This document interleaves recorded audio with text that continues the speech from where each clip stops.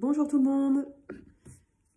Bon, j'espère que tout le monde va bien. Moi, je sors tout doucement de ma grippe. Ça va un petit peu mieux aujourd'hui. Alors, nous sommes vendredi. Et vendredi, j'ai décidé de vous proposer un challenge pour ce mois janvier sobriété numérique. Donc, le challenge est basé sur des recherches, les recherches du professeur Andrew Huberman, qui est neuroscientifique à Stanford. Donc voilà, c'est une référence quand même. Et qui propose une méthode, mais vraiment hyper simple.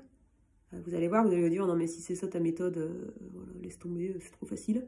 Hyper simple, mais pas facile en fait. Donc, ce que je vous propose, selon les préconisations d'Andrew, c'est d'éteindre votre téléphone.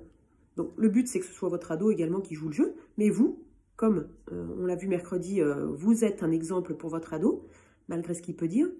Ce que je vous propose, c'est d'éteindre votre téléphone 1 heure par jour, de l'éteindre totalement. De couper, pas seulement de couper les notifs ou de mettre en mode avion, c'est de l'éteindre. Off. Voilà. Donc, évidemment, si vous l'éteignez déjà la nuit, ça compte pas.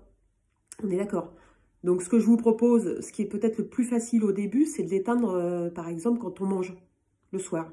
Voilà, quand on mange, quand on passe à table, théoriquement, on n'est pas censé regarder son téléphone. Donc, vous pouvez l'éteindre, par exemple, 1 heure le soir. À vous de décider à quel moment et à quelle heure vous souhaitez l'éteindre. Et je vous propose de passer à l'action et de l'éteindre 1 heure par jour, tous les jours, à partir de ce soir, à partir d'aujourd'hui. Donc, vous expliquez un petit peu aussi à votre ado le challenge que vous êtes en train de vivre, de mettre en place.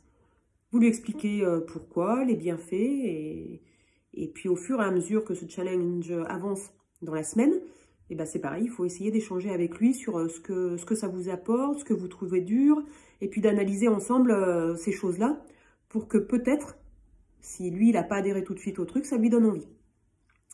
Donc, vous voyez que c'est quand même hyper simple. Franchement, ça paraît même bête. On se dit, mais quand même, c'est bon, on l'éteint 1 heure par jour. Alors moi, perso, j'éteins jamais mon téléphone.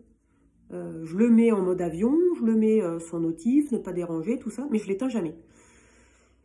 Donc, vous allez voir que ça peut créer un malaise quand on l'éteint, parce qu'on se dit, ben, c'est l'histoire. Alors, je ne me rappelle plus comment ça s'appelle, je crois que ça s'appelle FOMO, quelque chose comme ça.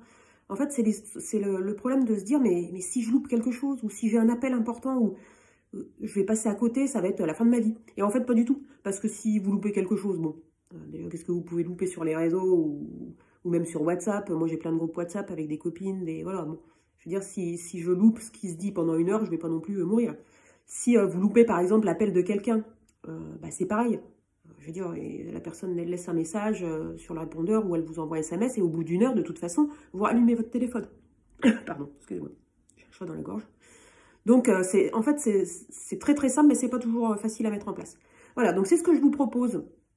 Si ce n'est pas déjà le cas pour vous, de mettre cette action en place tout de suite, en fait. En fait, le mieux, c'est de pas attendre. Tout de suite, 1 heure par jour. Vous pouvez vous engager à le faire, bah, soit dans les commentaires, soit dans le groupe Facebook privé. C'est un peu plus confidentiel, du coup. Et puis, tous les jours. Et puis, vendredi prochain, je vous proposerai une autre étape.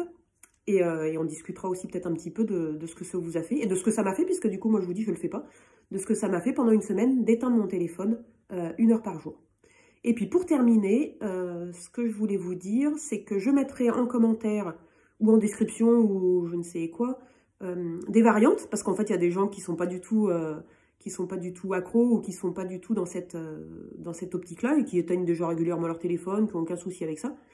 Donc, je mettrai des petites variantes pour ceux qui sont déjà un peu plus avancés.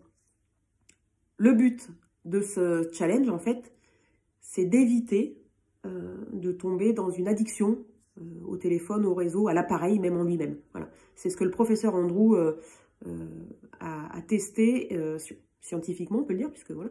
C'est ce que le professeur Andrew a constaté et a testé, en fait. Si on éteint 1 heure par jour son téléphone, dans la journée, évidemment, à un moment où on est censé en avoir besoin, en fait, on peut se prémunir d'une addiction à l'outil.